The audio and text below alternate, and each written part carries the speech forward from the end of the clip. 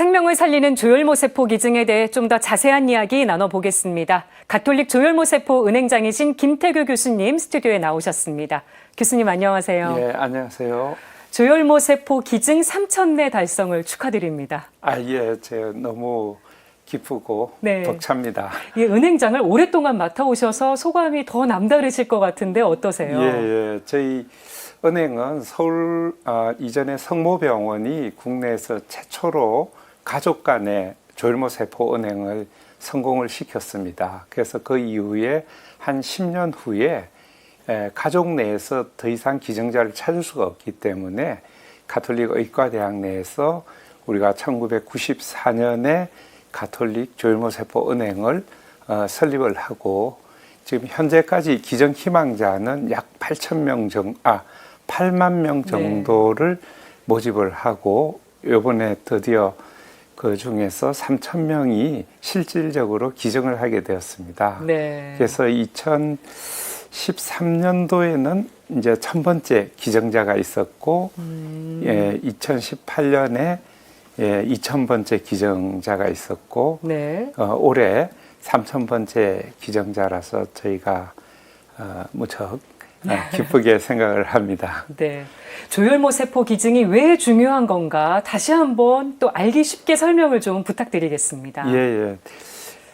조혈모 세포 기증보다도 이제 조혈모 세포 이식은 급성 골수성 백혈병이나 그다음 기타 악성 백혈병 그리고 재생불량성 빈혈과 같은 악성 혈액 질환을 근본적으로 완치하는 의술입니다. 그래서 일반적으로 화학 치료를 많이 하지만 그게 이제 재발 확률이 굉장히 높기 때문에 근데 이제 그 조혈모 세포 이식에 하기 위해서는 우리가 HLA 유전자 검사라는 것이 일치되어야 되는데 가족 간에는 한 25%만이 일치를 하게 됩니다.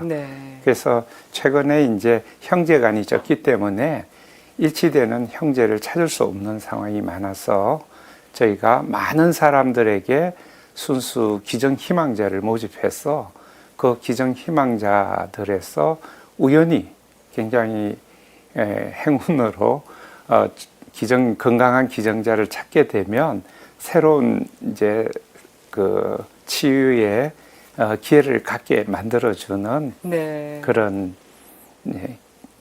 그 이식입니다. 그러니까 이게 조혈모 세포 기증만이 그분들한테는 어떻게 보면 희망이 될 수도 있는 그렇습니다. 그런 기다림인 거잖아요. 그래서 가족 내에서 찾지만 안타깝게도 가족 내에서 찾지 못할 때 그래서 국내에서는 매년 2-3천 명의 이제 이식이 필요한 환자가 생기는데 실질적으로 저희가 이제 비혈형관 조혈모 세포 이식으로서는 700~800명 정도가 이식이 됩니다. 그래서 아직도 많은 환자들이 유전자가 일치되는 그런 그 기증 희망자, 기증자들을 필요한 상황이 됩니다. 근데 조혈모 세포 기증이 많이 아픈 건 아닌가, 부작용이 있는 건 아닌가, 사실 두려워하시는 분들이 꽤 계시거든요. 어떻습니까? 이전에는 조혈모 세포 이식을 우리가 골수 이식이라고 했습니다. 그 엉치뼈에서 혈액을 채취해서 환자한테 넣어주는 이식술이었는데 최근에는 이제 말초 혈 이식이라고 해서 촉진제를 맞은 다음에 이제 혈관에서 혈액을 빼서 이제 이식을 하게 됩니다. 그래서 일반적으로 그 헌혈보다는 약간 시간도 걸리고 힘들지만 부작용은 없고 일반적으로 이제 촉진제를 맞고 나면 감기와 비슷하게 몸살과 같은 그런 것을 경험하기도 하지만 한 2-3일 후면 곧 회복이 되는 안전한 시술입니다. 조혈모 세포 기증하려면 어떻게 하면 되는지 짧게 부탁드리겠습니다.